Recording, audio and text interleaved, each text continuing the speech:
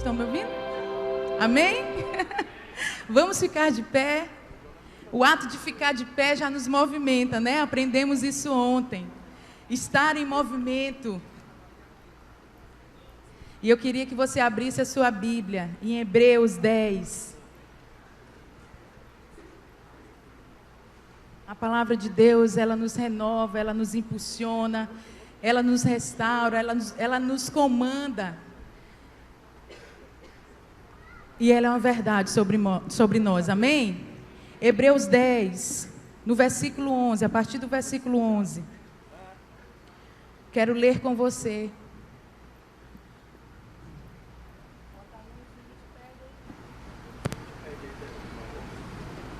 Hebreus 10, 11 diz: ora, todo sacerdote se apresenta dia após dia a exercer o serviço sagrado e a oferecer muitas vezes os mesmos sacrifícios que nunca jamais podem remover pecados.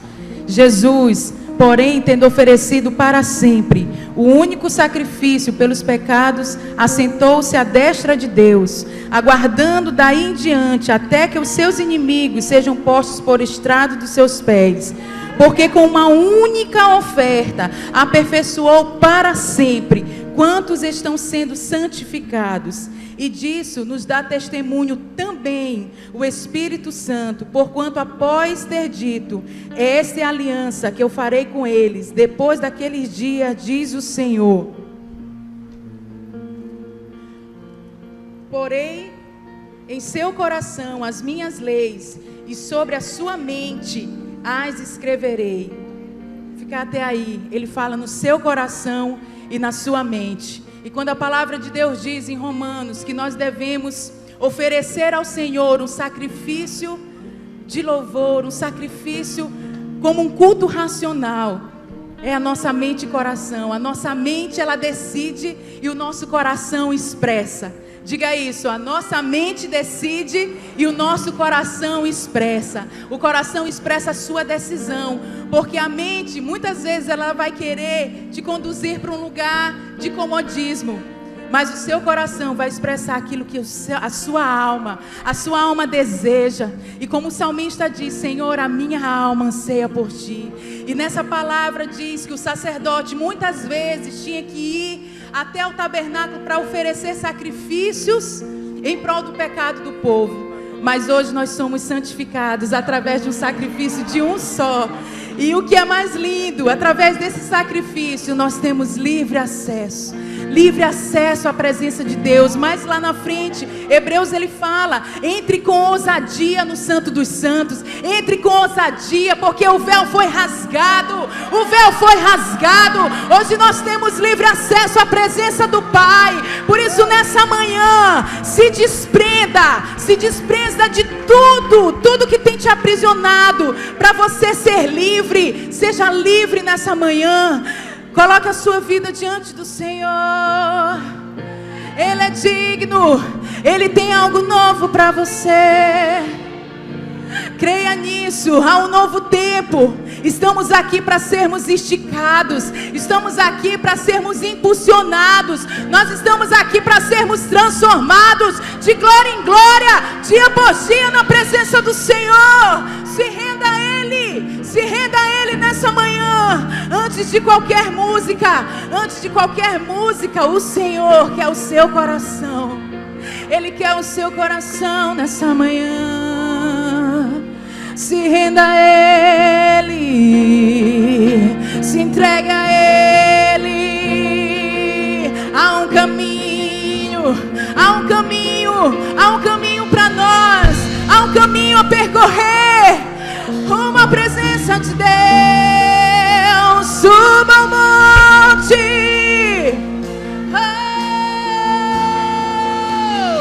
Vamos subir. Quem quer subir nessa manhã? Quem quer subir? Quem quer queimar?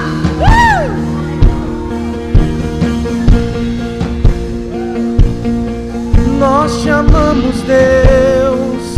Nós te queremos de todo o nosso coração. De todo o nosso coração. Começa a queimar. Espírito de Deus, em nosso coração começa a queimar. O Espírito Santo não está lá fora, Ele está dentro de você. Você precisa liberar. Então levanta a tua mão nessa manhã com ousadia, e começa a queimar, começa a fluir. O Espírito Santo não está lá fora, Ele está dentro de você. Diga: Espírito Santo, Tu tem liberdade na minha vida. Começa a queimar, começa a fluir. Oh, e se você quer mais, diga: eu quero mais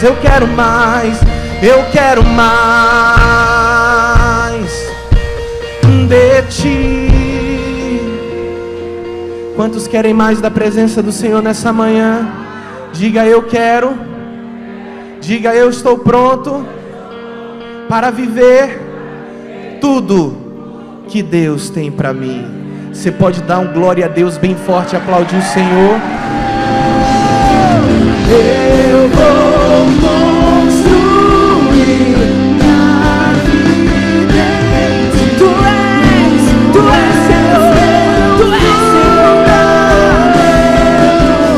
Eu vou confiar somente em Ti. Não vou ser abalado. Eu vou construir minha vida. Declare isso nessa manhã.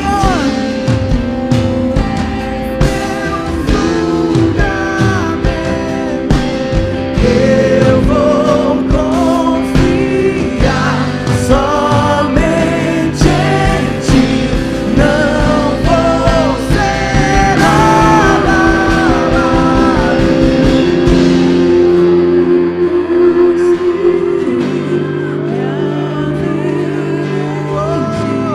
Aleluia, glória a Deus.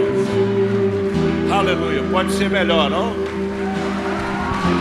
Libere o seu brado para Ele nessa manhã. Desperte a sua alma para Deus. Desperte o seu ser para o Senhor esse dia. Deus quer falar contigo.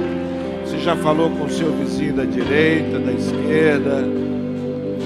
Diga: que bom que você está aqui. Eu tenho certeza de que você vai ser muito abençoado. Quem esteve aqui na noite de ontem? Que maravilha, né? Que palavra, uma palavra que põe a gente para frente. Nessa manhã, o bispo vai te dar mais um empurrão. Diga para o seu vizinho: ele vai te dar mais um empurrão. Deus te quer sempre avançando, crescendo, conhecendo e prosseguindo em conhecer. Hoje à noite nós vamos estar com o pastor Marcelo Carvalho. Amanhã teremos as 3 reuniões normais. Segunda noite, terça noite, nós estaremos encerrando essa conferência. Lembrando que na quarta-feira será folga para nós, tá bem? Não vamos ter a reunião da quarta. A gente sempre começa essa conferência no sábado, mas como o bispo JB Carvalho só tinha disponibilidade para estar na manhã, na noite da sexta e na manhã do sábado, e nós não poderíamos perder a oportunidade de tê-lo conosco, então nós mudamos aquilo que era a tradição.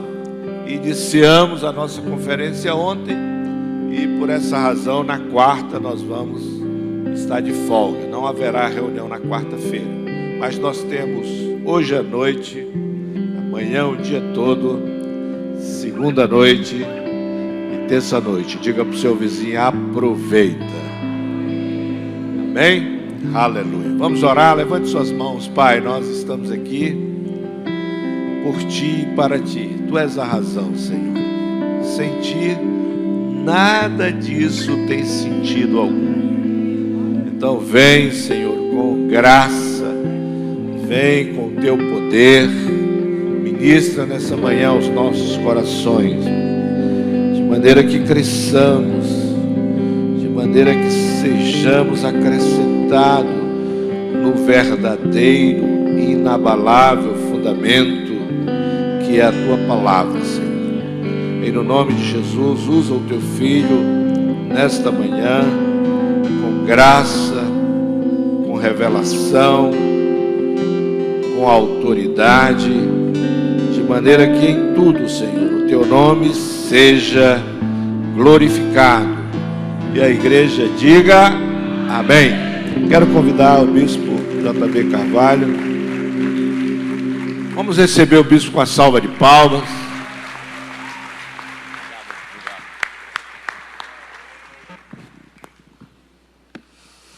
Bom dia. Pegue sua Bíblia comigo e abra em 2 Coríntios capítulo 10.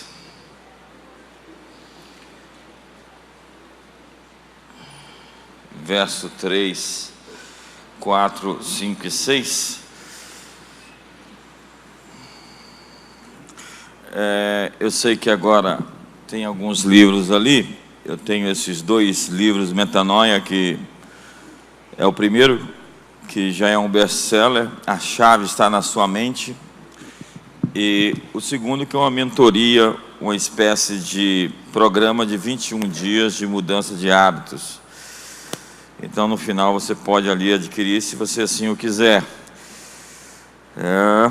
Então, quantos estão prontos para subir, para ganhar os céus, para ocupar territórios?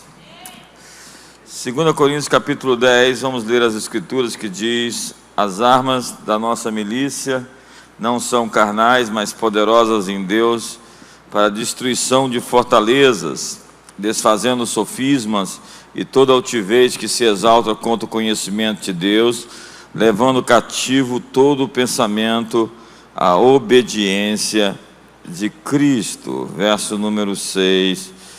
E depois de estarem completamente obedientes, uma vez completa a vossa submissão, a vossa obediência, estáis prontos para punir toda desobediência. Pai, obrigado. Celebramos o teu nome, agradecemos. Hoje somos gratos por essa manhã. Obrigado por essa igreja, por esse povo que se chama pelo teu nome, pela tua bênção que enriquece e não acrescenta dores, pelo teu favor, a tua graça que é maior do que a vida. Obrigado, Senhor, porque o Senhor tem planos e esses planos não podem ser frustrados. Obrigado porque expuseste nos céus a tua majestade, teu é o domínio, tua é a glória. E hoje nós tomamos cativos pensamentos à tua obediência. Em nome de Jesus Cristo, nós queremos dizer que todos os argumentos que se exaltam com o conhecimento de Deus hoje estão expostos. A luz, quando manifesta, reprova as coisas reprováveis. Hoje, Senhor, tu nos sondas e nos conhece. Vê se há em nós algum caminho mau e guia-nos pelo caminho eterno. Obrigado, Senhor, por essa manhã. Obrigado por esse dia que o Senhor fez.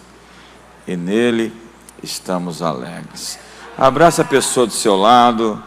Ore com ela por um minuto. Abençoe a vida dela, abençoe a manhã dela. Diga para ela uma boa palavra de Deus. Diga para ela uma palavra profética, uma palavra inspirada.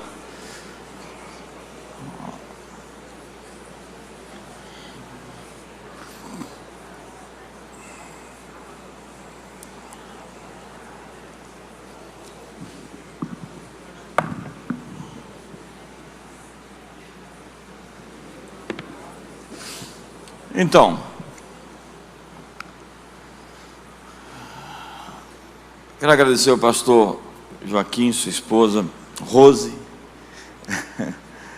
pela oportunidade de estar aqui. É sempre um privilégio servir a igreja, estar à mesa do banquete, comendo o pão, o trigo fino, o mel que brota da rocha, a boa e própria palavra da boca de Deus, a palavra rema, a palavra específica para uma situação específica, para um tempo específico.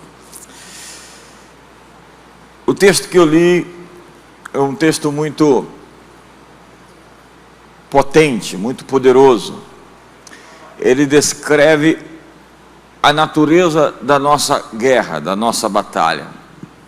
Se você olhar por toda a Bíblia, você vai verificar que nós estamos tendo como palco um combate que está acontecendo nas esferas dos pensamentos, das ideias, dos sentimentos. Até mesmo no início, quando Caim estava para matar seu irmão, confrontado por Deus, mas não impedido, Deus disse: o pecado jaz à porta, teu desejo é contra ti, mas a ti cumpre dominá-lo.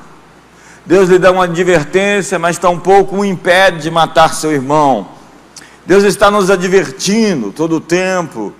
Isaías 30, verso 15 diz: se você se desviar para a direita ou para a esquerda, você ouvirá uma voz dizendo: ei, ei, este é o caminho, andai por ele. Paulo fala em Romanos capítulo 8, que todos os filhos de Deus são guiados pelo Espírito Santo de Deus. Todo o que é nascido de Deus, Deus o guarda, não vive na prática do pecado, o maligno não o toca. É realmente a expressão da nossa natureza, viver uma vida reta, corretas, em santidade, em verdade, em pureza e em poder. Porque é isso que nós somos, porque a nossa velha natureza morreu por motivos sobrenaturais, de causas sobrenaturais. Você não pede a uma macieira que ela produza maçãs até que ela se torne madura. É natural que que o Filho de Deus produza o fruto do Espírito Santo quando este cristão é um cristão maduro. Então, amor, alegria, paz, bondade, benignidade, fidelidade, mansidão, domínio próprio, todas essas coisas são a expressão de quem nos tornamos. É natural para nós manifestarmos a natureza do nosso Pai quando assim nascemos de novo. Se alguém não expressa essa natureza, ou é um cristão que não cresceu, ou é alguém que está na igreja sem ter nascido de novo. Dá um sorriso para o seu irmão que está começando a ficar tenso de novo aqui essa manhã. Então, a palavra dentro do texto que nós lemos é Oshuroma, a palavra fortaleza, que significa um castelo, um lugar seguro, uma fortificação. A imagem mental desse texto que foi lido são fortificações cujo material básico são ideias, pensamentos, argumentos. Não subestime o poder das ideias. Nosso sistema educacional está ocupado pelos pensamentos de Rousseau, do bom selvagem, de que o mundo, na verdade, a pessoa não é má, o mundo é que é mau, o sistema é que faz com que os bandidos sejam vítimas dele. Nosso governo, nossa política está ocupada pelas ideias de um sujeito chamado Karl Marx, que na verdade tinha ideias de Hegel, de Kant. As ideias são poderosas. No princípio era a ideia, e a ideia se fez carne, e a ideia era Deus, era o verbo. A palavra se encarnou e habitou entre nós, cheio de graça e de verdade. Ideias são poderosas. Pessoas se matam porque elas têm uma ideia que não deveriam ter.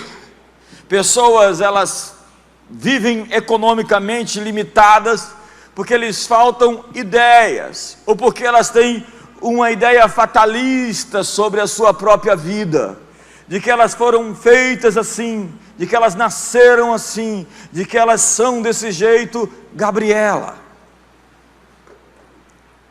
a verdade é que nós estamos sendo todo o tempo confrontados por ideias, e algumas dessas ideias já nasceram conosco em nosso ambiente familiar.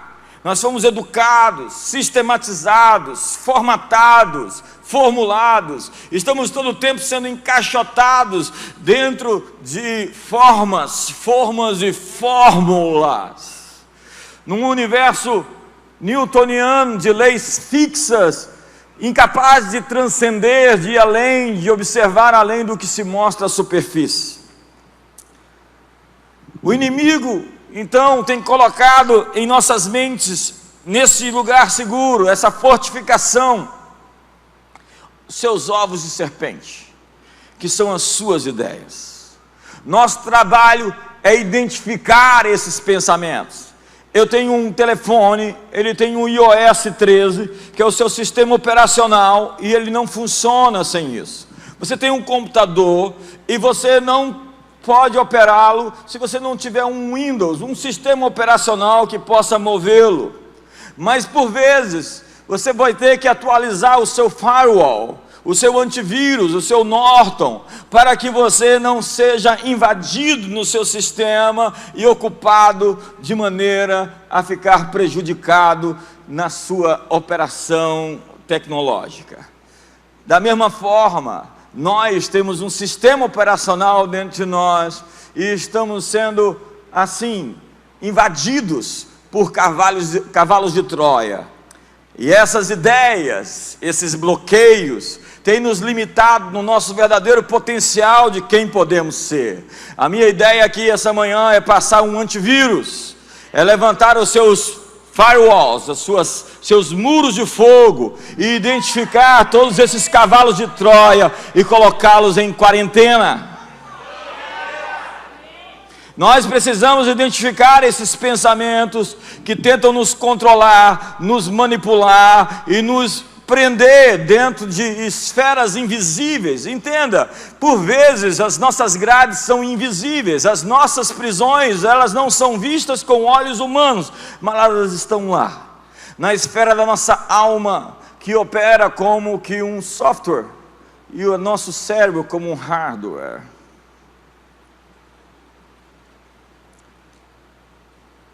Então essas mentiras que nos prendem em uma realidade aquém da forma como fomos feitos para estar. No texto, existem dois tipos de fortificações, duas fortificações, logipsomai e upsomai.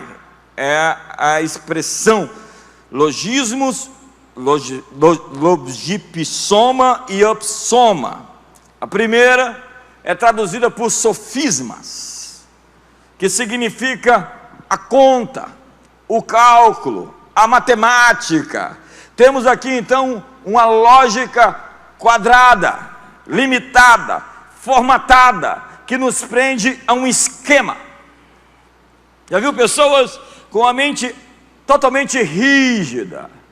O maior cenário que eu vejo, dentro da perspectiva bíblica, de uma mente assim, invadida pelo pensamento helênico, pelo pensamento dos gregos, que aconteceu isso quando Alexandre o Grande morreu e o seu domínio foi entregue aos seus generais, e a Judéia, a região de Israel, ficou entregue à dinastia dos Ptolomeus, e que depois foi invadida por Antíoco Epifânios, que queria acabar com todo o culto transcendente a Yahvé, com a celebração ao Deus único, e implementar a cultura grega à força, acabando com os sábados, sacrificando um porco no altar e erigindo uma estátua de Zeus dentro do templo, o que provocou a revolta dos macabeus, a guerra contra os gregos, já descrita e prevista pelo profeta Zacarias, que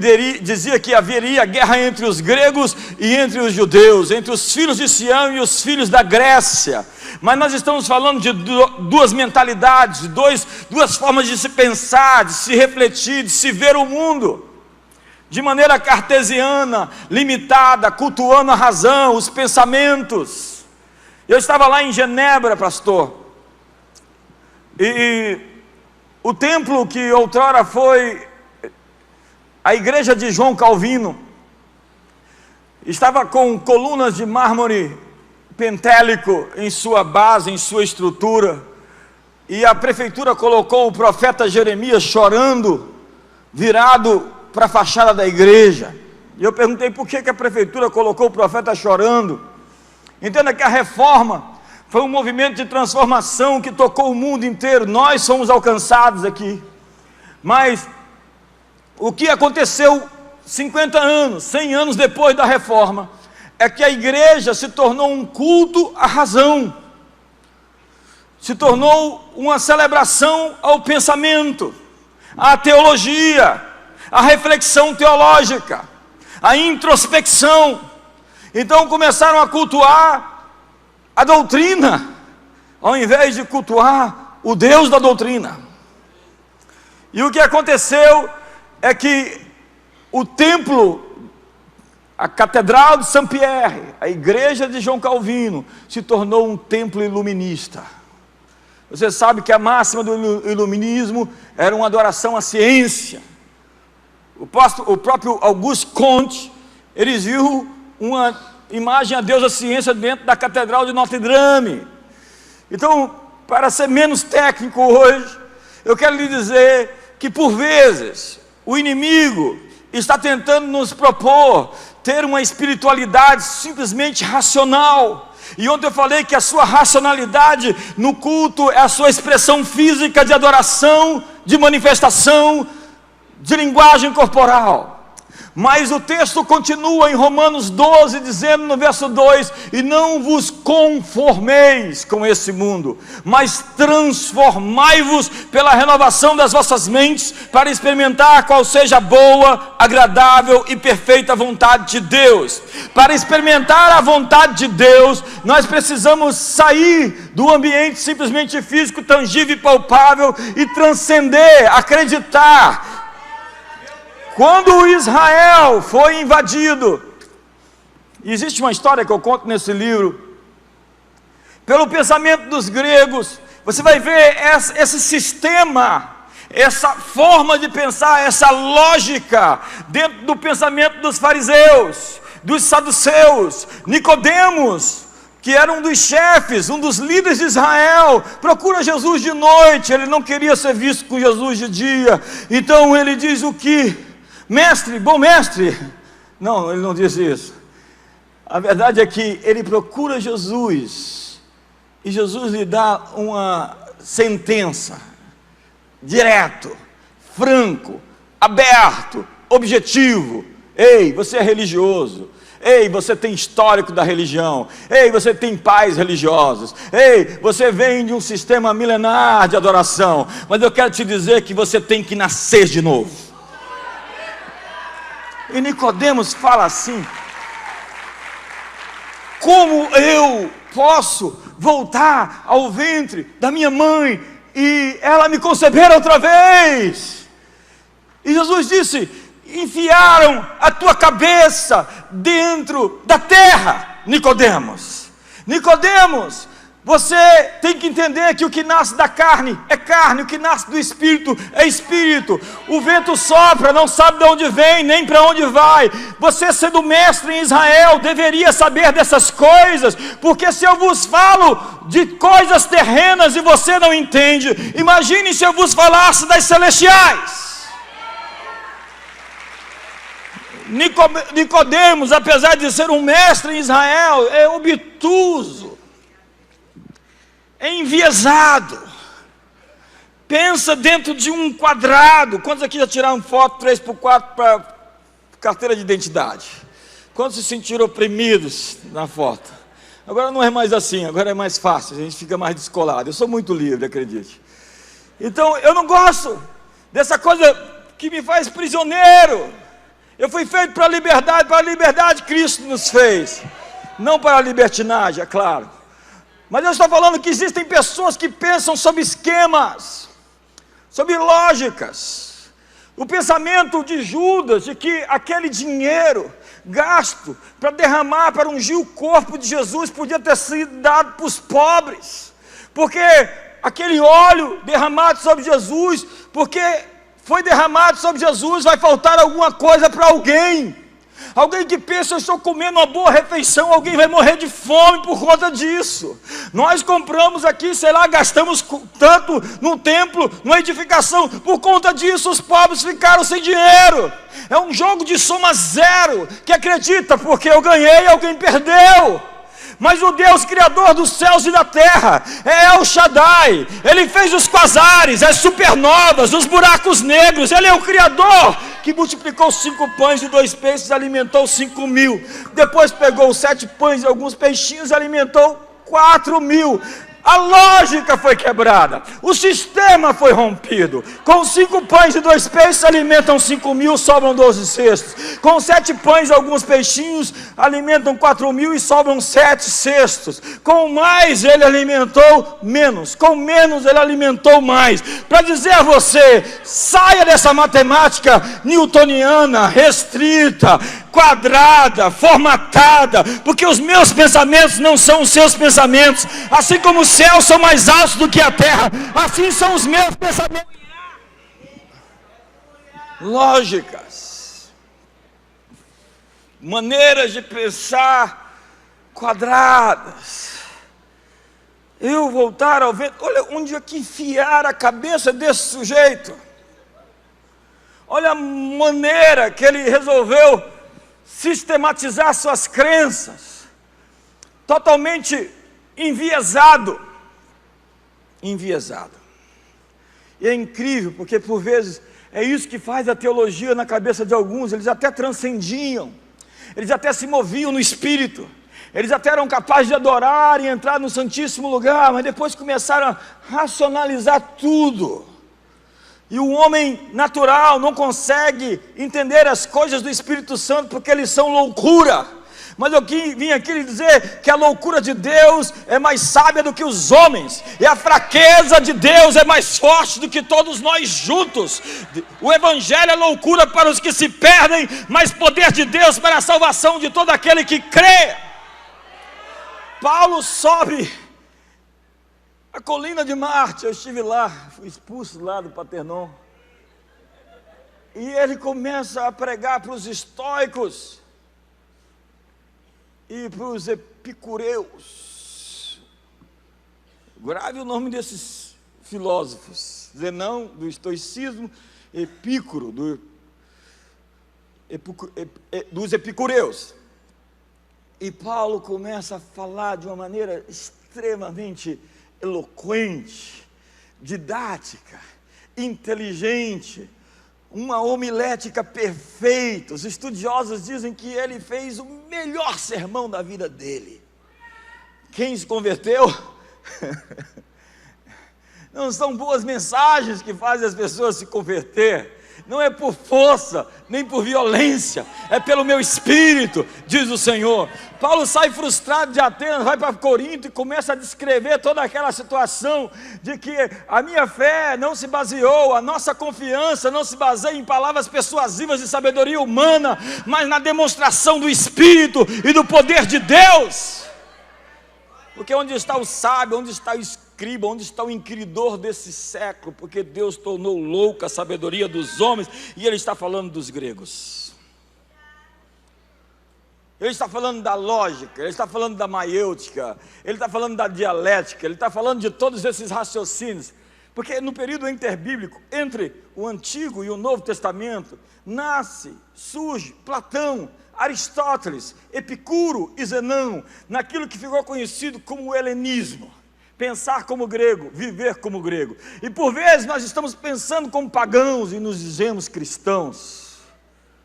Nós dividimos o mundo entre sagrado e secular, mas não existe um mundo sagrado e um secular, só existe um mundo sagrado feito por Deus e Ele é de Deus.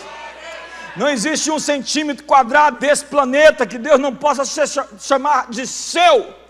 Dizia Abraham Kuyper, o primeiro-ministro da Holanda dos anos de 1900. O mundo é sagrado, Deus o fez para si. A política é de Deus, a economia é de Deus, o sistema educacional é de Deus. Mas Epicuro inventou o seu jardim das delícias. Seu jardim das delícias concebia de que se os deuses existem, e eram os deuses gregos, eles são muito maus, porque eles interferem na nossa vida no presente e depois da morte. E esses deuses perturbam a gente demais. Se eles existem, eles não interferem. Se eles existem, eles não importam. Entenda que disto surgiu o deísmo. A ideia de que se Deus existe, Ele não interfere. Se Deus existe, Ele está longe. Lucrécio vai sistematizar isso. Benjamin Franklin e tantas pessoas do seu tempo foram deístas. Eles acreditavam que Deus existia, mas que Deus não se importava. Mas a minha Bíblia diz que Deus se importa e amou o mundo de tal maneira que deu o seu único filho para que todo aquele que nele crê não pereça, mas tenha a vida eterna. Mas entenda a implicação dessa ideia. Epicuro diz que Deus não interfere, então Deus tem que ser tirado da sociedade. Tire as orações das escolas. Viva o seu cristianismo dentro das igrejas. Ei, viva a sua fé dentro da sua casa. Ei, não interfira, não coloque Deus no sistema político. Coloque Satanás. Na verdade, eleja um político com o número 666. Não coloque Deus no sistema educacional. Tire Deus das universidades. Tire Deus do pensamento. Tire Deus da esfera da mídia, da comunicação, da arte, do entretenimento. Ou seja, expulse Deus do mundo. Viva o cristianismo dentro das quatro paredes e vamos construir juntos aqui uma subcultura evangélica com linguajar próprio. Vamos falar, está amarrado, está repreendido, em nome de Jesus, aleluia, e algumas outras coisas.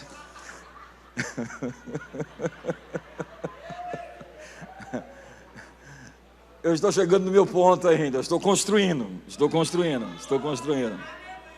Disseram para mim que vocês não iam almoçar hoje. Vocês não estavam com fome, então eu não tenho problema de falar para vocês até a hora do voo. Aleluia. A segunda palavra é altivez, ou upsama, que são estruturas de orgulho. O saber ensoberbece, o amor edifica. Nada nos cega tanto como o orgulho. Isso sugere um alinhamento com os poderes das potestades. A palavra para esse ano é alinhamento, segundo Dan Duque. É uma coisa que eu já tenho falado há anos. Alinhamento. Com quem você está alinhado? Quais são as origens das ideias que você está assimilando, aceitando, absorvendo e acreditando? É preciso quebrar o poder de concordância com os demônios.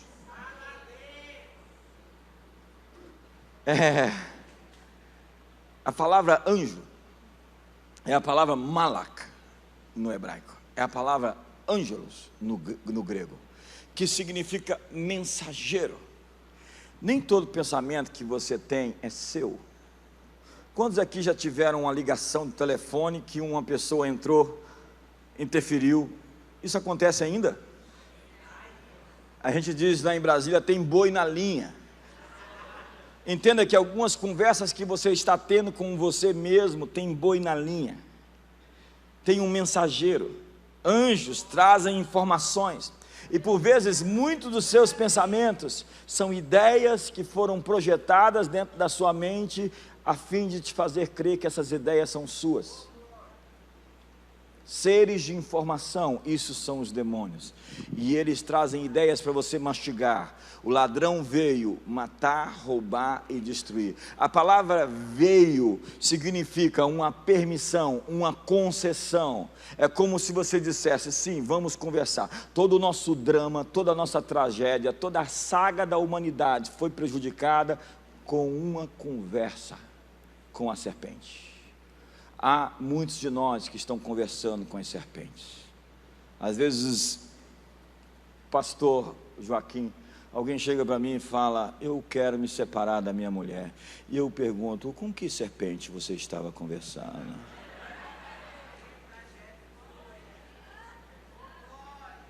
Conversas com serpentes.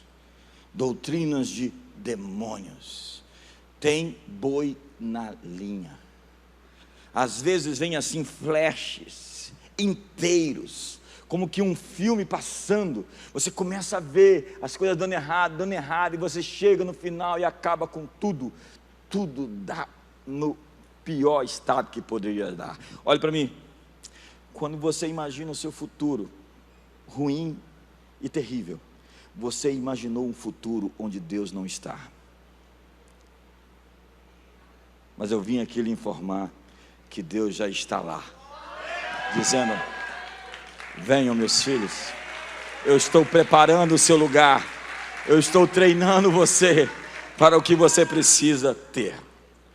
É preciso quebrar o poder de concordância com os demônios. Não pegue esses pensamentos, não os tome, não se aproprie, não permita que essas ideias controlem seu sistema de crenças. Em Jeremias capítulo 23, verso 29 diz: não é a minha palavra fogo e martelo que esmiuça a penha. A descrição de Jeremias é da palavra de Deus como uma marreta para quebrar essas fortificações, esses castelos onde o inimigo escondeu os seus pensamentos. Mas nós construímos esses castelos e fortificações por nós mesmos. Cada ideia é um tijolo. Há muita gente presa nas grades invisíveis do medo. Nós estamos falando de liderança corajosa. O que faríamos se não tivéssemos medo? Para edificar esse lugar, e isso é emblemático nessa cidade, os pastores dessa igreja fizeram do charco um lugar de adoração. Isso diz muito a respeito da missão dessa igreja nessa cidade, de drenar o pântano, de lidar com esses ambientes hostis e transformá-los em novas realidades. O Deus desse século cegou o entendimento dos incrédulos, disse Paulo, para que não lhes resplandeça a luz do evangelho da glória de Cristo, que é a imagem de Deus.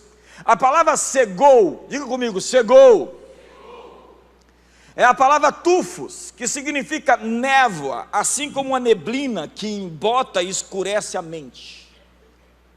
Há pessoas assim, com um pensamento obscuro, incapazes de crer, de transcender, de lançar os seus olhos. Veja que o desafio de Jesus é sempre: erga os seus olhos, mude o seu olhar, mude a sua perspectiva, tenha a vista de quem está sentado nas regiões celestiais. Tenha um novo olhar sobre sua situação. Pare de se fixar, de se obstinar sobre dados e conceitos e situações. Elas podem mudar. Você nasceu para modelar e não para ser modelado. Transformai-vos, não conformai-vos. Conformar é com a forma. Transformar é modificar a forma. Você nasceu não para se adequar à realidade. Você não nasceu para aceitar a realidade. Você nasceu para transformar tudo à sua volta. Essa é a sua natureza, é a natureza de quem transforma, mas pela renovação dos seus pensamentos. E isso é um processo diário, isso é um processo contínuo, isso é uma metanoia. A palavra metanoia, traduzida por arrependimento, é a palavra grega de meta humano, meta história, metafísica, meta política, agora do chanceler Ernesto Araújo. Meta que significa além, meta que significa acima, meta que significa sobre, e noia é mente, razão. Então o que é uma metanoia? Meta além da mente, acima da mente, uma razão expandida. Você precisa, antes de ampliar seu mundo exterior, ampliar seu mundo interior. Porque o seu mundo exterior é concomitante ao seu mundo interior. Conforme ele pensa, assim ele é. Seus pensamentos, você não é o que você pensa, mas você é o que pensa. Você acaba se transformando. Se você pensa que pode ou que não pode, em ambos os casos você está certo. Faça-se com a forma da sua fé. Conforme a sua fé é com a forma da fé. Foi isso que Jesus disse. E por vezes ele só conduziu as pessoas aos milagres, quando ele disse que se as pessoas crescem, elas veriam a glória de Deus. Porque se você tiver fé, tudo é possível ao que crê. Como será seu futuro? Conforme a sua fé. No que você acredita, o que você aceitou? Eu vim, a palavra veio, é a mesma palavra do texto anterior. Eu vim para vos dar vida e vida abundante. Se alinhe com os pensamentos de Deus. Isso significa que nós temos a mente de Cristo. Todo o nosso problema é um problema de mindset, de mentalidade. Por isso, Paulo disse que nós devemos ter os olhos dos nossos corações iluminados. Eu vou citar o texto, eu gosto muito dele. Efésios capítulo 1, verso número 17, Paulo disse que está orando pelos crentes em Éfeso, para que eles tenham os olhos dos seus corações iluminados, para saber qual é a esperança do seu chamamento, a riqueza da glória da sua herança e a suprema grandeza do seu poder. Ele está dizendo que você tem olhos no coração, que você vê espiritualmente. Na verdade, existe um ser lá em Apocalipse capítulo 4, que ele tem olhos para dentro, olhos para fora, olhos para trás e olhos para os lados. São diversos tipos de olhos, olhos para ver, mas por vezes os nossos olhos estão embaçados, nossos óculos com que nós enxergamos a vida estão quebrados. Se os meus óculos estão cheios de catarro, tudo na vida é catarrento. Olha que sujeito mais catarrento. Não, os seus óculos estão sujos. É a história da mulher que estava reclamando da vidraça da vizinha estar suja. Como ela pode ter a vidraça tão suja? Olha que coisa mais horrível, que mulher pouco higiênica, que mulher horrível isso. Ela foi lá e limpou a vidraça dela, e ela viu que a vidraça dela estava fazendo ver a vidraça da outra suja. Portanto, como diz Jesus, tira a trave do olho, para depois ver o problema do cisco no olho do irmão. A questão é, tudo tem a ver com o seu olhar. Se os seus olhos forem bons, todo o teu corpo terá luz. Se os seus olhos estiverem em trevas, todo o teu corpo estará em trevas. Se a luz que é em ti, caso sejam trevas, quão grandes trevas serão. É o sujeito que procura o pastor e fala, estou com problemas, estou precisando de aconselhamento. Então o pastor vai aconselhar, porque a família pediu, porque o rapaz tinha problemas sexuais, tinha problema de obstinação, obsessão, manias. E então o pastor desenha um círculo no quadro e diz, moço, o que você vê nesse círculo? E ele diz, eu vejo duas pessoas fazendo sexo debaixo do sol. Mas tudo tá bom. Apagou o círculo, fez um quadrado. O que você vê nesse quadrado, moço? Eu vejo duas pessoas fazendo sexo debaixo de uma coberta. Tá bom. Apagou, fez um triângulo. O que você vê nesse triângulo, moço? Eu vejo duas pessoas fazendo sexo debaixo de uma cabana. O pastor apagou e disse, realmente, rapaz, você tem problemas, você está com manias, dominações, controles, manipulações. E o rapaz, eu? Como eu? O Senhor é que fica desenhando essas imagens pornográficas na minha frente? O Senhor é que é um tarado, um maníaco, um psicopata.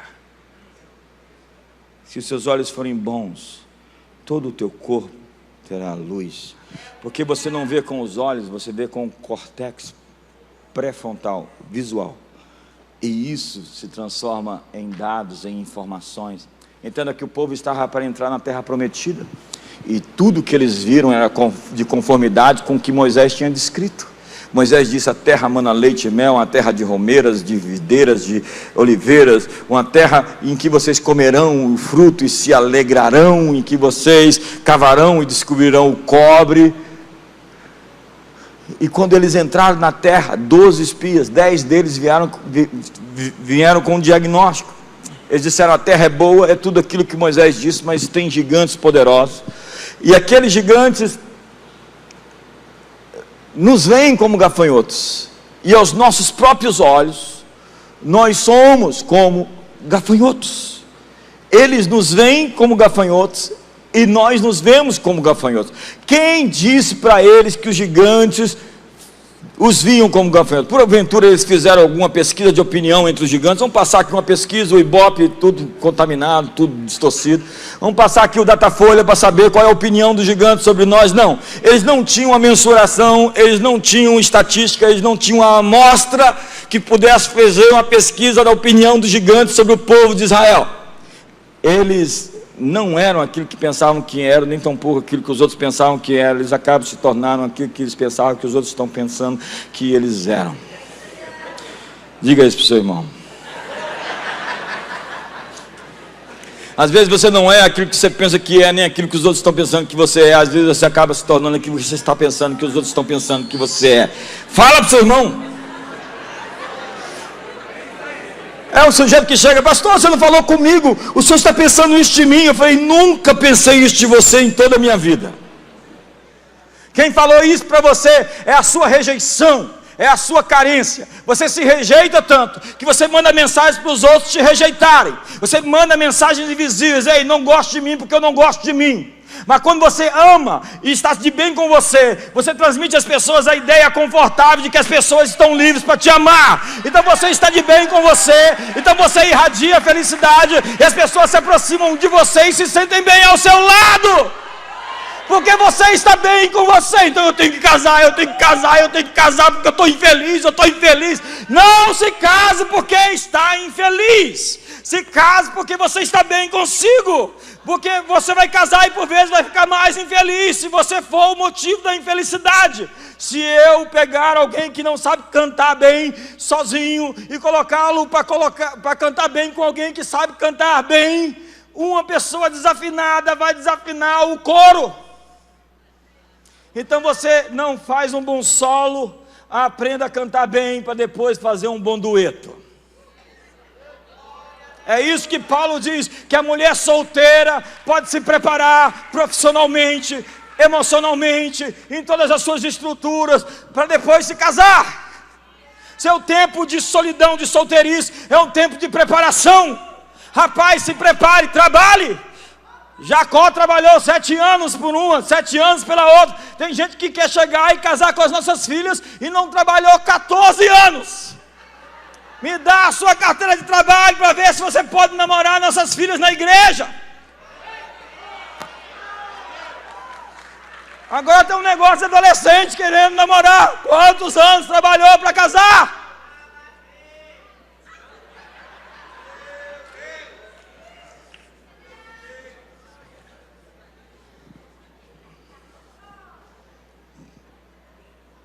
Eu não queria entrar nisso.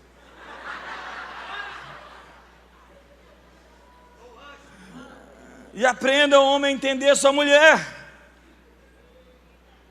Eu tenho 4 mulheres lá em casa. Eu sou expert, estou fazendo agora meu doutorado em feminilidade. Mas depois que terminar o doutorado vai ficar obsoleto o curso.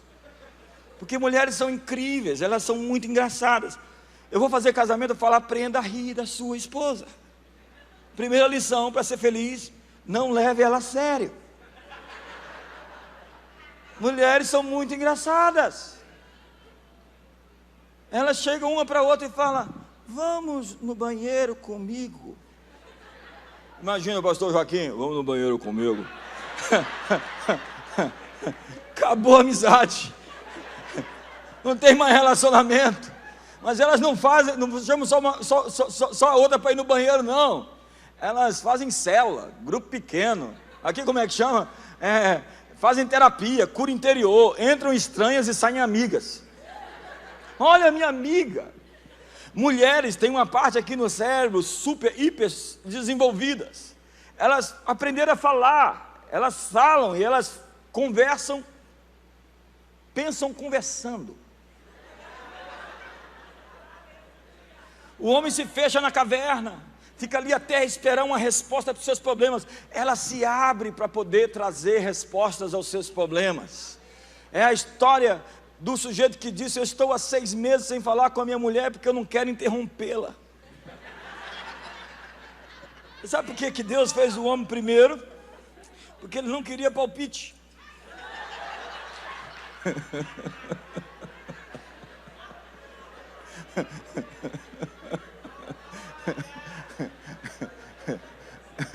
Mas depois ele olhou para o homem e disse: dá para fazer algo melhor. Eu espero que todos os homens concordem com isso, porque senão você está com crise de identidade. E a gente vai desformatar você. Mulheres têm mais sensores na pele. Elas são mais desenvolvidas na atenção. Elas conseguem fazer muitas coisas ao mesmo tempo. Tipo, falar no telefone, dar de comer para o bebê. E ainda elas conseguem mandar mensagem pelo WhatsApp. E ao mesmo tempo ouvir a sua conversa com a sua mãe ou o telefone na sala. É incrível elas. Elas têm um olfato, mas mulheres são complexas. E Samitiba, o psiquiatra, dizer que homens são cobre e mulheres são polvo. Elas têm muitas mãos. Respeite uma mulher, porque esse é o tempo das mulheres. Ninguém foi tão oprimido na história como as mulheres, mas a queda aconteceu quando a mulher comeu do fruto, e a completa redenção da humanidade se manifestará pela elevação do gênero feminino. A mulher está sendo resgatada nesse tempo. Esse é o tempo das mulheres. Se você está do lado de uma mulher, dê uma salva de palmas para ela.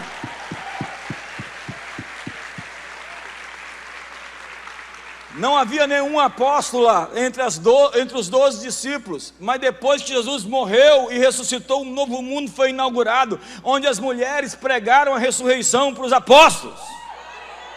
As primeiras a anunciarem as boas novas da ressurreição não foram os homens, foram as mulheres. Elas anunciaram aos apóstolos que aquele túmulo estava vazio, que o Cristo ressuscitou, que Ele está vivo, assentado à destra da majestade nas alturas. Mas é claro que foram as mulheres. A notícia tinha que correr rápido.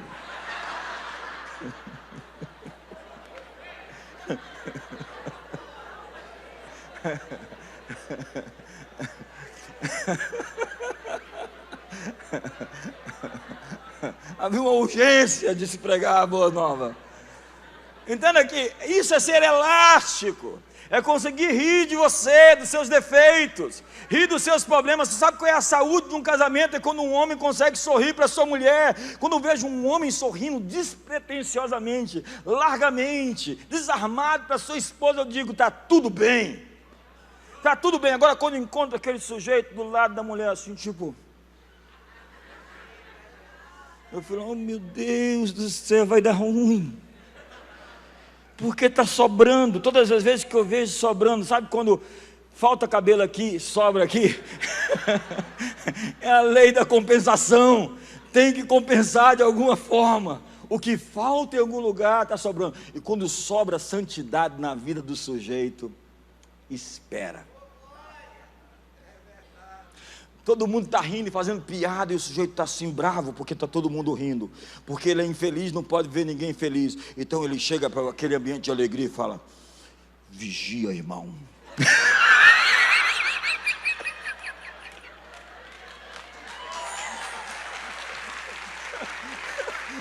Aí você fala: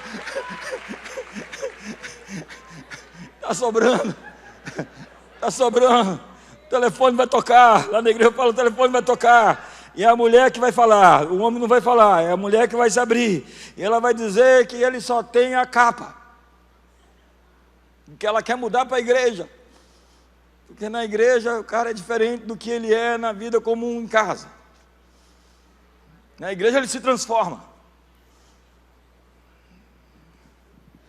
Então, onde eu estava?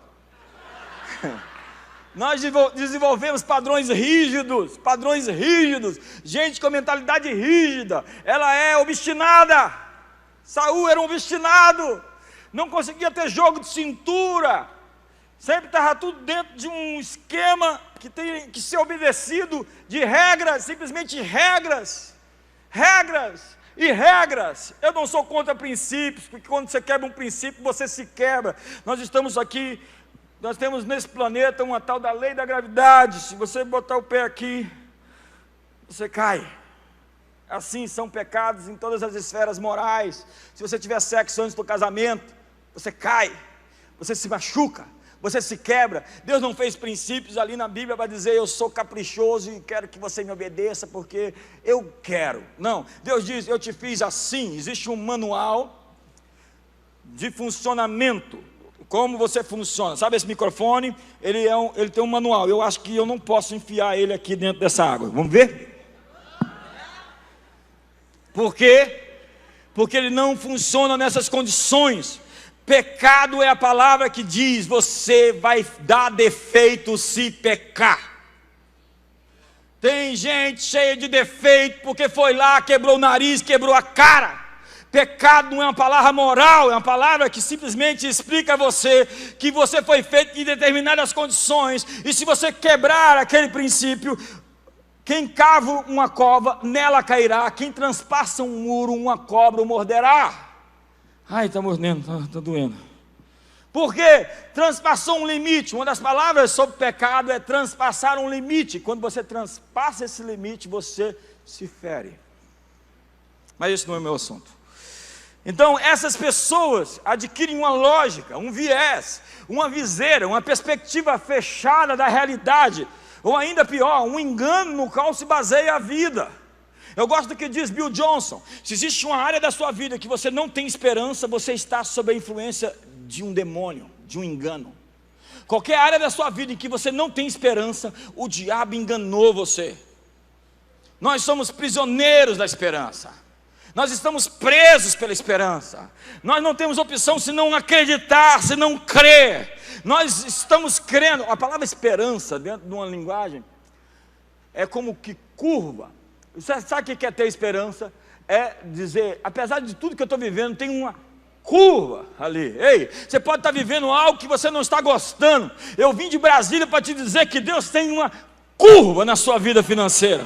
Deus tem uma curva no seu casamento. Deus tem uma curva na sua esfera de saúde. Deus tem uma curva para os seus melhores dias nessa década. Você vai ver a bondade de Deus na terra dos viventes. E o contexto é: eu pereceria se não cresce que veria a bondade de Deus na terra dos viventes. Esse é o contexto. Eu creio que verei a bondade de Deus na terra dos viventes. É uma confissão, é uma afirmação. Ele está dizendo para si, ele está conversando consigo. Se você não conversar com você, você está ficando maluco. Era uma piada. Você tem que... O salmista todo o tempo está conversando, você viu os salmos? Ele todo o tempo está falando, porque te abate, ó minha alma, porque te perturbas dentro em mim, espera em Deus. Ele conversa, Davi, espera em Deus, porque ainda o louvarei. Se não tem ninguém que prega para você, prega para você. Erasmo de Roterdã, no seu elogio à loucura, dizia: se não tem ninguém que te elogia, elogia-te a ti mesmo.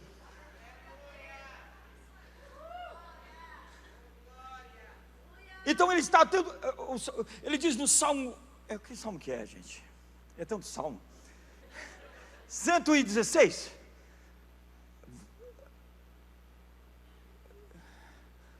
Volta ao teu sossego, ó minha alma.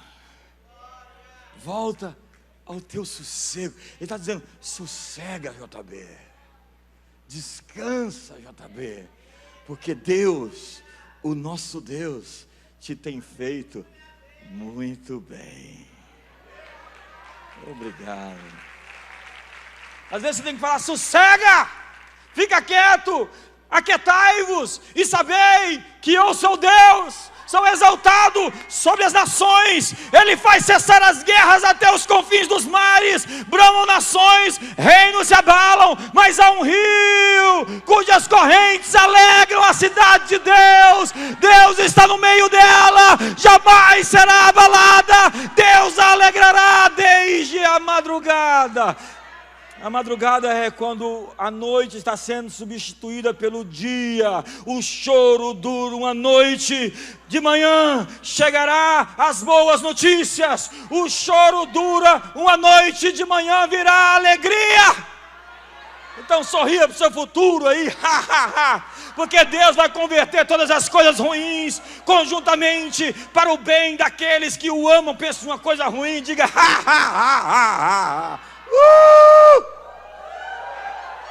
chupa essa, Satanás. Tudo o que ele fez contra você, Deus vai transformar, habilitar, ressignificar. Não cesse de falar, Josué. Josué, fale todo o tempo o livro da lei, medita nele dia e noite, converse consigo, prega para você, pega o versículo bíblico, destrincha, pensa na promessa. Uma preocupação é quando você pega um problema e fica pensando nele, é uma tentação. Uma inspiração é quando você pega um versículo bíblico, uma promessa de Deus e fica pensando nele. Foi Ele quem disse, Ele é fiel, passarão céus e terra, Sua palavra não passará. Deus prometeu, Ele tem como âncora firme a Sua palavra, Ele não pode negar a si mesmo, ainda que sejamos infiéis, Ele permanece fiel. O Salmo 92 diz assim: celebre a Deus pela manhã, as Suas misericórdias, à noite a Sua fidelidade, de manhã a Sua misericórdia, porque as Suas misericórdias não tem fim, se renovam a cada manhã. Quando o sol nascer, as misericórdias de Deus nasceram, e por causa delas, você não será consumido. A cada noite você vai poder dizer: Tu fostes fiel outra vez. Era tudo que eu esperava do Senhor. O que eu esperava de você é justamente tudo isso que o Senhor prometeu fazer. Então tem coisas que Deus faz e eu digo: não esperava menos. Na verdade até esperava, mas o Senhor me surpreendeu. Eu vim aqui te dizer que, como um pai, Deus surpreende os seus filhos. Deus vai surpreender essa igreja com jovens cheios do Espírito Santo que vão revolucionar a sociedade. Deus vai surpreender essa igreja com ofertas que vão trazer à tona a manifestação dos sonhos e dos projetos que esse ministério tem para executar. Deus vai surpreender você, solteiro, com um homem cheio do Espírito Santo, solteira, com a mulher cheia do Espírito Santo, bonito, bonita. Não precisa ser tão bonito assim. O cara está orando assim: Senhor, eu quero uma mulher de 1,80 m, olhos azuis, que tem uma BMW 745. Cuidado, pode ser o diabo de saia. Mas Deus vai surpreender você, pai. Ele vai resgatar seus filhos. Ele diz: bendito é o fruto do teu ventre. Você não teve filhos para calamidade. Deus vai surpreender você, porque antes da fundação do mundo Ele preparou tudo, diz a Bíblia, as boas obras para que andássemos de antemão. Você sabe, o que você precisa já existe. Deus preparou tudo antes de você nascer, para que você simplesmente descobrisse no caminho as coisas que Ele preparou, as boas obras que Ele preparou de antemão, para que andássemos nelas. Como um pai normal, quando um filho vai nascer, se o filho, é homem, ele prepara lá um quartinho azul, ou alguma coisa assim mais escolada, mas nada diferente disso. Se é uma mulher, uma menina, ele prepara um quartinho rosa, e espera e prepara tudo para o bebê nascer. Ele está preparando um enxoval, e ele está pensando na educação, na faculdade, na universidade. Ele está investindo seu coração em tudo aquilo que os seus filhos são e representam. Deus, como pai, muito melhor, muito mais bondoso, muito mais caloroso, que nos ama muito mais do que qualquer pai terreno, preparou a sua vinda nesse planeta, e Ele já preparou o seu enxoval, e as coisas que você precisa. Grandeza é o sonho de Deus para cada filho dele. Me ajuda aí, eu estou aqui me esgoelando e você está fazendo pose. Vamos lá, se manifesta, vamos lá, se expressa, diz: eu recebo, eu aceito, eu quero, eu digo sim e amém. As promessas de Deus. Sobe em cima da cadeira, se você não for pesado demais. Sei lá, aquela cadeira, depois fala que foi a culpa minha. Eu acho que está bom por hoje.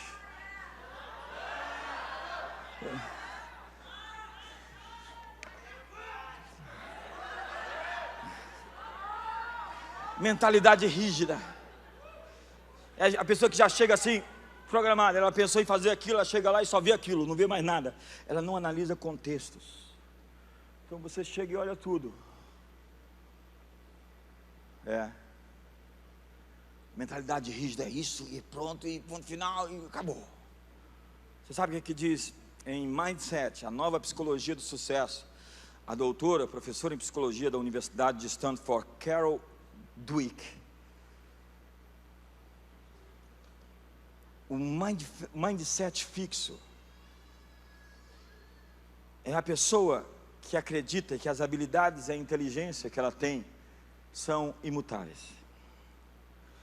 E ela contrasta com um mindset de crescimento, onde os obstáculos e as limitações sempre revelam uma oportunidade de superação e aprendizado. O mindset não seria um traço de personalidade, mas os óculos que nos fazem otimistas ou pessimistas, bem-sucedidos ou mal-sucedidos. Em O Poder do Menos, Scott Sondheim discute sobre duas mentalidades que define como mentalidade elástica e mentalidade perseguidora. Essas seriam duas visões distintas da realidade. Na mentalidade elástica, tudo é uma oportunidade. Na perseguidora, há uma fixação funcional. É a mente quadrada, incapaz de usar um recurso além da abordagem tradicional. Ela se baseia em comparações sociais, onde a grama do vizinho está sempre mais verde. Já a mente elástica quebra os padrões tradicionais de como as coisas são vistas e consegue ver com criatividade. Criatividade. Deixa eu pular um pouquinho aqui, porque eu quero chegar num ponto para terminar com a seguinte máxima: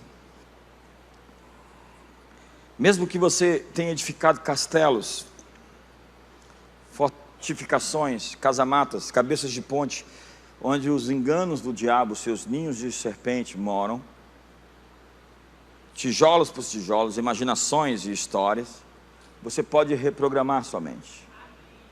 Isso é um processo duro, doloroso, mas que vale a pena. Porque isso diz respeito a onde você chegará, onde você se sentará, do que você participará nessa vida, como será importante a sua existência nesse mundo. Porque você é prisioneiro das histórias que contou para si. Vamos lá. Provérbios 22, verso 2. Diz assim: o rico e o pobre se encontram. Deus fez tanto a um como ao outro. Qual é a diferença deles? Nenhuma. São iguais. O que muda? Mindset. A maneira de ver recursos. A maneira de confrontar a escassez. Pergunta: quando Jesus encontrou escassez, falta, o que ele fez? Ah, é isso mesmo, vocês são humildes porque vocês são pobres, fiquem assim. Correto? Não. Todas as vezes que Jesus encontrou falta, ele confrontou a falta com abundância. Não haviam peixes, ele foi lá, lança as redes, vai mais fundo. Não havia almoço para 5.000 pessoas, mais esposas e filhos. Me dá o que vocês têm, porque é o bastante. O que você tem é o suficiente. Eu só preciso do que você tem. Seja fiel no que você recebeu, porque o que você recebeu é o bastante para fazer a multiplicação e alimentar as multidões. Ah, não tem dinheiro para pagar imposto. Vai lá, lança o teu anzol, pesca o peixe e encontre o que você precisa. A natureza de Jesus é abundante, a natureza bíblica é abundante. Nós precisamos de uma mentalidade de abundância. O Criador desse universo fez quasares, supernovas, buracos negros. Fez um universo vasto e cheio de recursos. Quem ele é? Um Deus abundante. Ele disse: Abraão, anda na minha presença a ser perfeito. Eu sou El Shaddai. El Shaddai é o mais que o bastante, é o mais que o suficiente, que diz: o meu cálice transborda. O meu cálice não está somente cheio, ele transborda. As eiras se encherão do trigo, os lagares transbordarão do mosto, do azeite e do vinho, e restituirei os anos consumidos pelo gafanhoto. Há uma restituição para esse estado, há uma restituição para essa cidade, de todo o roubo e todo o saque que aconteceu até aqui. Está começando um novo turno. um tipping point, um ponto de inflexão na história desse estado. Deus está movendo e quem ficar na frente, Deus virá, vai fazer rolo compressor e vai atropelar.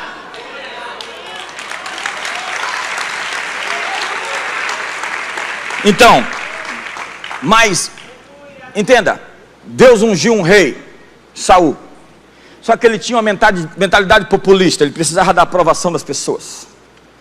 Então as pessoas estavam se dispersando, ele tinha uma palavra do profeta, e ele quebrou a palavra do profeta porque ele ficou com medo da multidão se dispersar, e o profeta chegou logo depois que ele acendeu o fogo do sacrifício. E depois Deus disse: acaba com os amalequitas, porque eles vão tentar matar você, porque o inimigo que você não destrói vai destruir você. Se você não destruir a pornografia vai destruir você. Se você não destruir as coisas que você está namorando, integridade é dizer não o mais rápido que você puder. Diga não, nem namora, não te deixe prender pelas suas olhadelas, nem cobice a sua formosura. Olhou, sentiu que tem um clima, fala não. Alguém em casa? Onde é que eu estava? Saul desconfiou do homem mais sincero que existia dentro do palácio, o homem mais honesto, o homem mais fiel. Ele alimentou os seus monstros e se tornou um monstro. A Septuaginta diz que ele tinha como que mania de perseguição, mania de doença. 3 pessoas estão reunidas ali, estão falando mal de mim. Aquele óculos, aquela percepção de tudo está conspirando contra mim. Eu vim lhe dizer que o Criador do universo está conspirando em seu favor. Deus está agora mesmo tendo pensamentos bons sobre você. Eu é quem sei que pensamentos tenho a respeito de vocês. Eu tenho pensamentos de paz e não de mal, para vos dar um futuro e uma esperança. Então sorria para o seu futuro, faz uma pose aí, Linguagem corporal, vamos lá, deixa de ser mocorongo, se expressa, se manifesta. Você consegue, sai da indiferença. Eu não sei, cada palavra em cada estado tem um significado diferente. Você fala umas palavras. E Saul contou uma história para si. O que ele disse para si? Davi vai te dar o golpe. O que ele tentou fazer por 12 anos? Matar Davi com ciúmes. O que ele fez no final de tudo? Deu-se o golpe de estado que ele tinha medo de receber. Ele provocou os seus medos para acontecer. Jó, ao invés de confrontar seus filhos que faziam festas, ficava oferecendo sacrifício, tentando tapar o sol com a peneira. E quando aconteceu tudo, ele disse: o que eu temia me sobreveio. Mulheres e homens que têm medo de perder seus casamentos ficam tentando segurar com ciúmes doentio a família, com possessividade, com ataques constantes à moral e à pessoa com quem decidiu casar. E isso faz com que os medos que tem provoquem a separação. Nós costumamos conspirar com os nossos medos para fazê-los acontecer. E é por isso que a Bíblia diz: não tenha medo. É por isso que a Bíblia está repleta de textos dizendo: não conte histórias ruins sobre você para você. Ei, que histórias você está contando para você? Judas contou uma história para ele. E eu não quero nem conhecer essa história, na verdade. O que o fez vender seu mestre por 30 moedas de prata?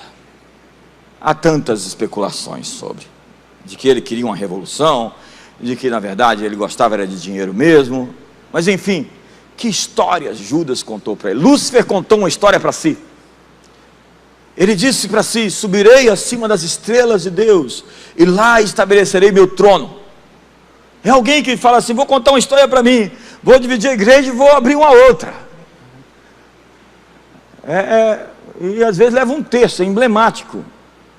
A gente estava jogando futebol uma vez, aí o pessoal disse assim: os anjos estão jogando do nosso lado.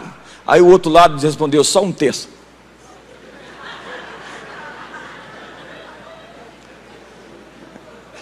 Nabucodonosor contou uma história para si e falou ao rei: Não é essa a grande Babilônia que edifiquei para a casa real, pela força do meu poder e para a glória da minha majestade? Ficou maluco, como fica maluco todo aquele que se embriaga com o poder. E é tão curto a durabilidade disso. Pergunte ao Fernando Collor de Mello. João nos conta sobre um homem que por 38 anos foi escravo de uma história que ele acreditou. Em João capítulo 5, Jesus lhe encontra em um tanque em Betesda e lhe pergunta: você quer ser curado? E a resposta dele: não tenho ninguém para me ajudar. Sabe alguém que contou uma história para si dizendo: ninguém me ajuda, eu preciso de ajuda, mas não tenho ninguém, eu preciso de alguém para me ajudar. 38 anos na escravidão de um pensamento, de uma história, de quem queria viver dependente de ajuda dos outros. Falta dignidade para alguém que pensa assim. El Shaddai nos fez fonte, não poço. Eu sou uma fonte. Eu tenho mais do que os políticos podem me dar. Na verdade, eu não preciso deles. Eu tenho mais do que os empresários ricos podem me dar. Na verdade, eles precisam de mim. Porque eu tenho as chaves para abrir os céus. Eu tenho as chaves para modelar as estruturas e para provocar ações espirituais na vida deles. Eu posso abençoar e eles serem abençoados. Eu sou uma fonte. Nós somos fonte. Mas que história aquele homem contou para si? Não tem ninguém para me ajudar. Se ele realmente pensasse assim, que ele rolasse e caísse na água, quando a água se mexia e os anjos apareciam, morria com dignidade, mas não vivia como... E o que aconteceu? Jesus disse ao paralítico, ao homem impedido de ser curado: vai para casa, eu tenho uma palavra de cura. Apesar de estarmos errados, apesar de termos falhado, apesar de Pedro ter afundado porque duvidou, Jesus não deixou ele afundar. Diga para o seu irmão do seu lado: Deus não vai deixar você afundar. Apesar de você, Deus continua sendo Deus. Aquele homem tinha uma desculpa para não ser curado: não existe ninguém que me leve até onde eu tenho que ir. Outro paralítico foi levado até Jesus por cima do telhado, e Jesus disse: perdoados estão os teus pecados. E ele estava, obviamente, recebendo um diagnóstico. Jesus disse: perdoados estão os teus pecados. Jesus vai ao ponto, ele é cirúrgico. E os fariseus, os doutores da lei, os escribas, os homens religiosos que estavam ali, quem é ele, senão Deus pode perdoar pecados? Então Jesus, conhecendo-lhes os pensamentos, porque pensamentos têm presença, sentimentos têm presença, disse-lhes: o que é mais fácil dizer, perdoados estão seus pecados, ou o homem, pega o teu leito, levanta, vai para a tua casa? Para que se saiba que o Filho do Homem tem poder para perdoar pecados, eu digo: você levanta, sai da paralisia, pega o teu leito, aquilo que você deitava sobre, você vai carregar agora. Aquilo que te dominava, você vai dominar agora. O teu leito põe debaixo do teu bracinho e vai para cima. Se tão somente eu tocar na orla do seu manto, eu serei curado. Ela contou uma história para si. Ela disse para si: eu vou tocar na orla do manto dele. E contra tudo, contra todos, contra a tradição, ela não podia estar no meio da multidão. Ela estava sangrando. E sangrando, ela não podia ter contato com as pessoas, porque ela podia contaminar as outras pessoas. Ela quebrou os protocolos da religião. Ela quebrou os protocolos sociais. Ela não estava nem aí. Ela simplesmente fez que nem aquele macaquinho do WhatsApp. Ela fechou seus sentidos todos para aquilo que estava à sua volta, e ela ficou obstinada por uma só coisa: tocar na orla do manto de Jesus. Apesar de que ela não podia fazê-lo, porque era um gesto invasivo, porque somente podia tocar na orla do manto uma filha, um filho, um parente muito próximo. Era um gesto agressivo. E no momento em que Jesus foi tocado, ele disse: alguém me tocou. Os mestres, todo mundo te toca. Alguém me tocou diferente, porque de mim saiu virtude. E a mulher exposta recebeu o seu milagre quando ela confessou o que aconteceu. Ela continuou a história. Ela disse: eu estava doente 12 anos. E Jesus responde de maneira cirúrgica: porque se eu não tivesse me convertido por uma experiência sobrenatural, eu tinha me convertido lendo história, para saber que aquele carpinteiro de Nazaré, naquela empoeirada Judéia, conquistou o mundo não pela força das armas, mas com seus braços abertos em uma cruz. Se eu não tivesse me convertido de maneira sobrenatural, eu tinha me convertido à inteligência emocional de Jesus. Porque é incrível como ele é preciso e cirúrgico em cada palavra, em cada letra, em cada sinal, em cada pontuação. Filha, a tua fé te salvou. Filha é um abraço. Filha é: você pode tocar na orla do meu manto. Filha, eu deixo você ter intimidade comigo. E eu termino dizendo sobre mais uma história da inteligência emocional de Jesus. Eu estava conversando com Augusto Cury, ele me dizendo como ele foi curado do seu ateísmo lendo a Bíblia. Ele disse: não tem ninguém para responder desse jeito, não tem ninguém para falar desse jeito. Foram prendê-lo e disseram: cadê ele? Vocês não foram prendê-lo? A gente parou para ouvi-lo. Ninguém falou como este homem. Então chega um leproso e diz: Senhor, se tu quiseres, tu podes me purificar. Olha a história que ele contou para ele. Ele diz: eu até tenho algo que preciso, mas não sei se Deus quer fazê-lo. Eu até acredito que Deus pode fazer qualquer coisa. Eu sou crente, para ser crente tem que acreditar nisso. Mas podes me purificar.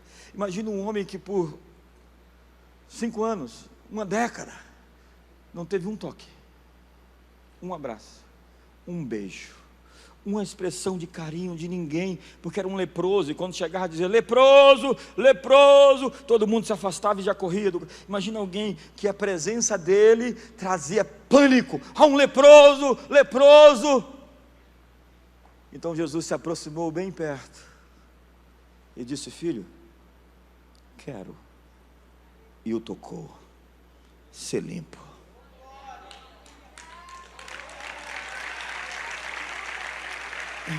Ele não curou o físico dele somente, ele curou a alma dele. Ele disse: eu não tenho vergonha de você, apesar da sua lepra. A propósito, já não é sua lepra, é o meu sangue derramado por você que te purifica. Hoje, talvez você duvide que Deus queira fazer algo por você. Deus me trouxe de Brasília para te dizer: assim diz o Senhor, eu quero.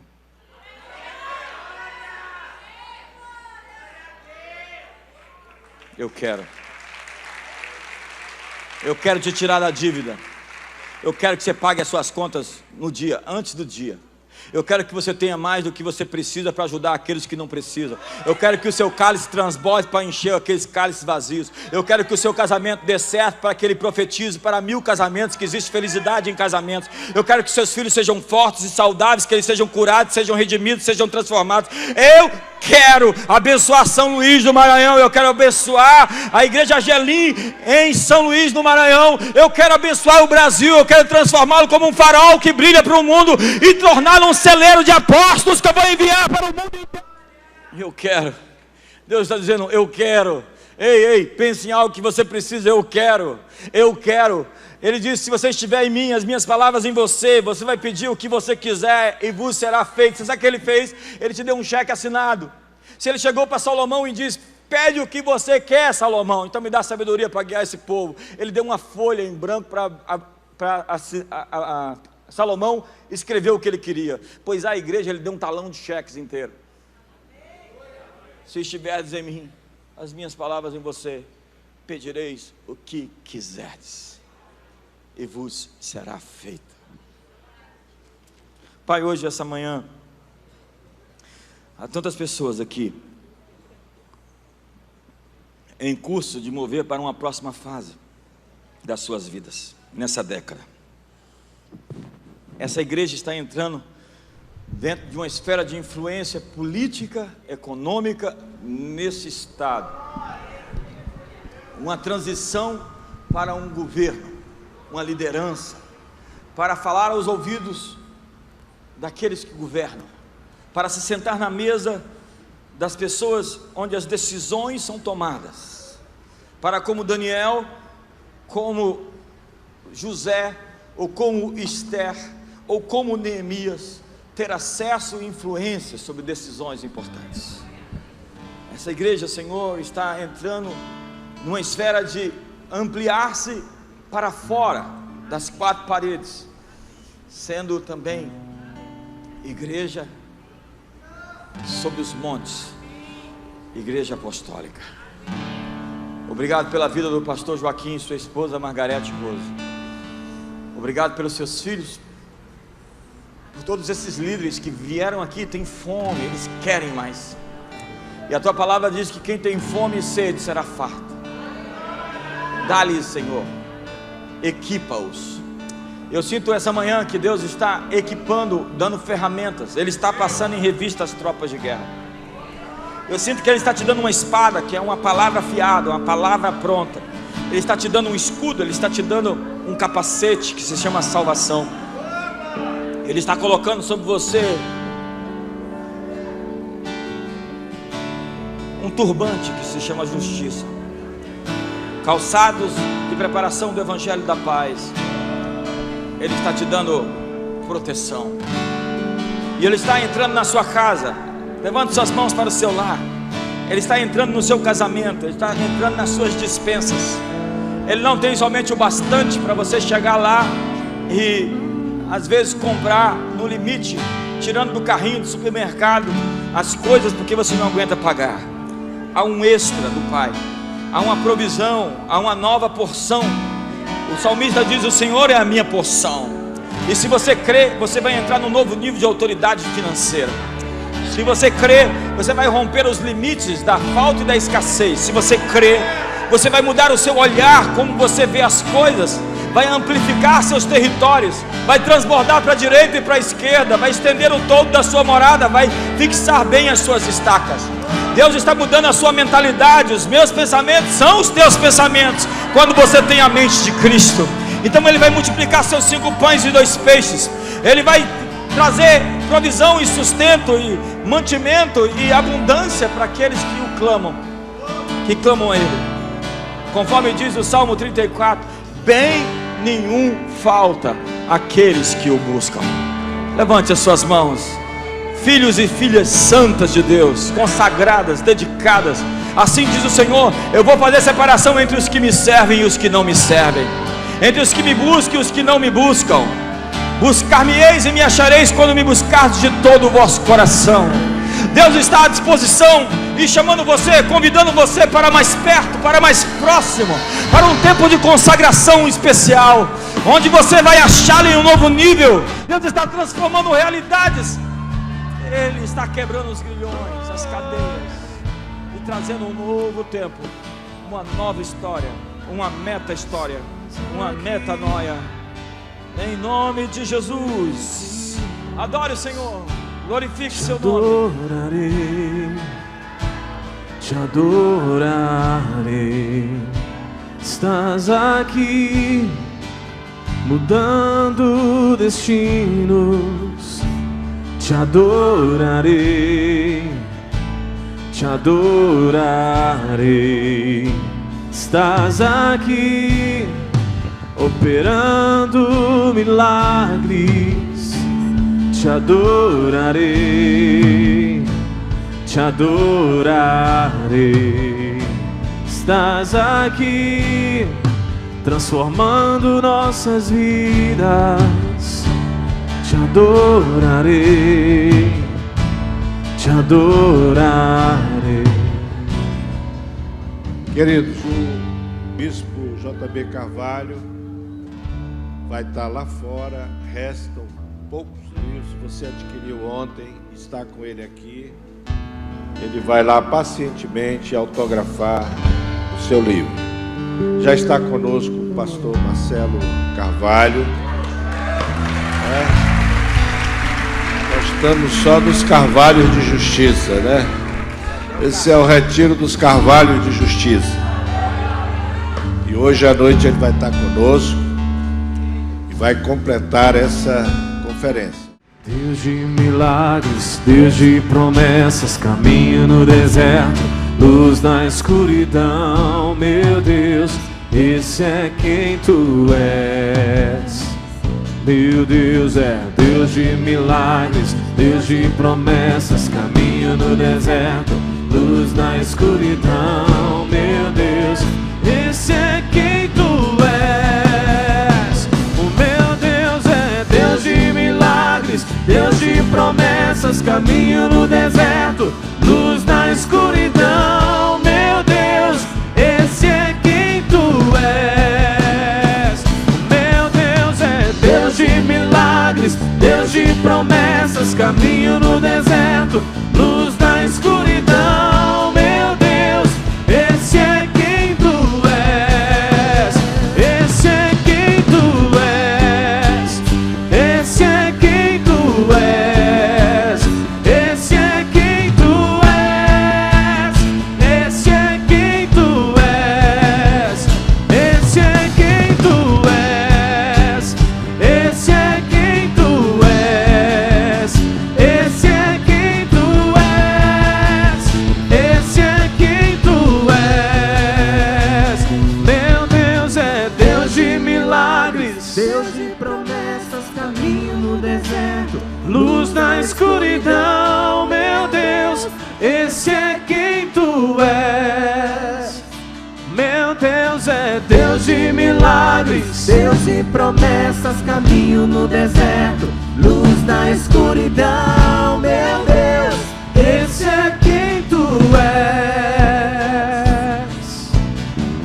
Mesmo quando eu não estou vendo, mesmo quando não estou sentindo, o nosso Deus está trabalhando, o nosso Deus está trabalhando. Mesmo quando eu não estou vendo, mesmo quando não estou sentindo, o nosso Deus está trabalhando, o nosso Deus está trabalhando. Mesmo quando eu não estou vendo, mesmo quando não estou sentindo, o nosso Deus está trabalhando, o nosso Deus está trabalhando. Mesmo quando eu não estou vendo, mesmo quando não estou sentindo, o nosso Deus está trabalhando, o nosso Deus está trabalhando. Meu Deus é Deus de milagres, Deus de promessas, caminho no deserto, luz na escuridão, meu Deus, esse é quem tu és. Meu Deus é Deus de milagres, Deus de promessas, caminho no deserto, luz na escuridão, meu Deus, esse é quem tu és. Esse é quem tu és. Esse é quem tu és. Esse é quem tu és. Esse é quem tu és. Esse é quem tu és. Esse é quem tu és. Esse é quem tu és. Esse é quem tu és.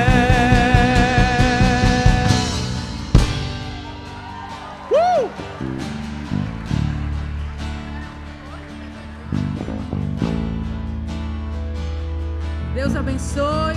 Às 18 horas nós retornamos à conferência.